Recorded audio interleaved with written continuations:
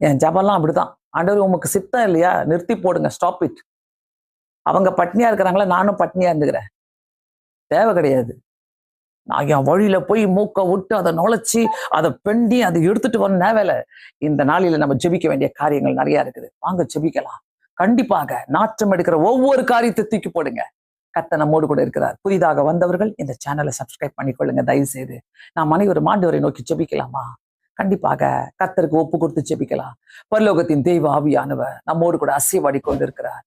பிதாவே, இயேசுவே, சத்தியத்தை அறிவீர்கள், சத்தியம் உங்களை விடுதலையாக்கும் ஆண்டவரே. எவ்வளவு நாற்றம் எடுத்த மீன்களை நாங்க சுமந்து கொண்டு போய்கிட்டு இருக்கிறோம் ஆண்டவரே. உலகமே நாற்றம் எடுக்குதுன்னு சொல்லிக்கிறோம். அந்த நாற்றம் எங்களுக்குள்ளதான் இருக்குது. அதை அறியாமல் இருக்கிறோம். பழையவைகளையே பேசிக் கொண்டிருக்கிறோம்.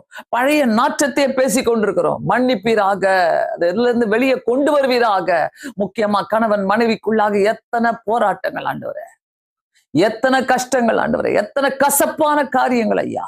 விடுதலை தாங்க இயேசு சுவாமி, விடுதலை தாங்க ஆண்டவரே. உங்களுடைய கிருபை இருக்கட்டும் ஐயா.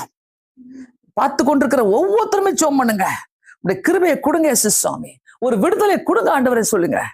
கர்த்தர் சுகத்தை தருகிறவர். குடும்பத்துக்குள்ள ஒரு சுகம், இருதயத்துக்குள்ள ஒரு சுகம், கர்த்தர் சுகத்தை தருகிறவர். பார்த்து கொண்டிருக்கிறவங்க எல்லாருமே ஜெபம் பண்ணுங்க.